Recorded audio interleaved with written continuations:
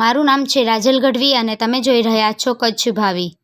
કચ્છ જિલ્લાના પ્રાથમિક, માધ્યમિક અને ઉચ્ચતર માધ્યમિક શાળાઓમાં અખિલ ભારતીય રાષ્ટ્રીય શૈક્ષિક મહાસંઘના આપણી શાળા આપણું સ્વાભિમાન અભિયાન અંતર્ગત પ્રાર્થનાના સમયે વિદ્યાર્થીઓ અને શિક્ષકોએ સંયુક્તપણે 5 મહત્વપૂર્ણ સંકલ્પો લઈ અભિયાનનો વિધિવત પ્રારંભ કરાયેલ હતો।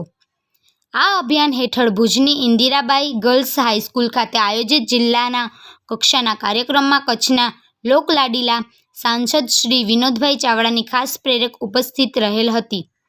વિદ્યાર્થીઓ અને શિક્ષકોએ લીધેલા સંકલ્પોમાં શાળાને સ્વચ્છ, શિસ્તબદ્ધ અને પ્રેરણાદાયક બનાવવી, શાળાની મિલકતને રાષ્ટ્રીય સંપત્તિ માની તેનું રક્ષણ કરવું, શિક્ષણને ચારિત્ર્ય નિર્માણ અને સમાજ સેવાનો આધાર બનાવવો, ભાઈચારો અને સમરસતાનો ભાવ તથા શાળાને તીર્થસ્થાન આપવું, માન્યતા આપવી જેવા સંદેશો સમાવિષ્ટ હતા। આ અભિયાનના માધ્યમથી શાળાને માત્ર શિક્ષણનું કેન્દ્ર જ નહીં પરંતુ સંસ્કાર, સેવા અને સમર્પણનું કેન્દ્રબિંદુ બનાવવાનો ઉદ્દેશ પણ રાખવામાં આવ્યો છે।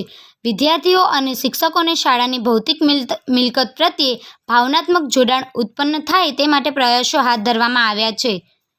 જિલ્લાની વિવિધ શાળાઓમાં કાર્યક્રમને સફળ બનાવવા માટે પ્રેરક વક્તા તરીકે વિવિધ તાલુકાઓમાં મુરજીભાઈ ગઢવી, રાખીબેન રાઠોડ, જગદીશભાઈ બરાડિયા, જયદીપભાઈ સોલંકી, હરેશભાઈ ત્રિવેદી, જીગરભાઈ દેસાઈ વગેરે તજજ્ઞોએ માર્ગદર્શન પૂરું પાડ્યું હતું।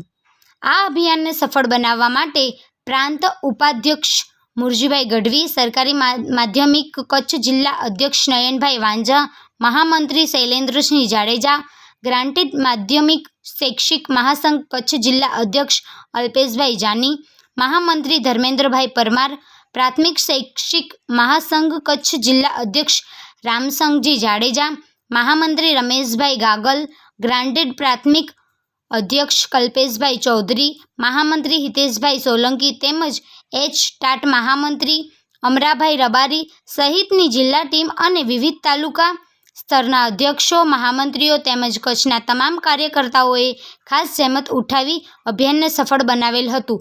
આ અભિયાનથી કચ્છના શિક્ષણ ક્ષેત્રે એક સંસ્કાર પ્રેરિત, સ્વચ્છ અને સમરસ લહેર ઊભી થઈ છે જે શિક્ષણને માત્ર શૈક્ષણિક જ નહીં પણ જીવન મૂલ્ય અને સમાજ સેવાની દિશામાં દોરી જશે।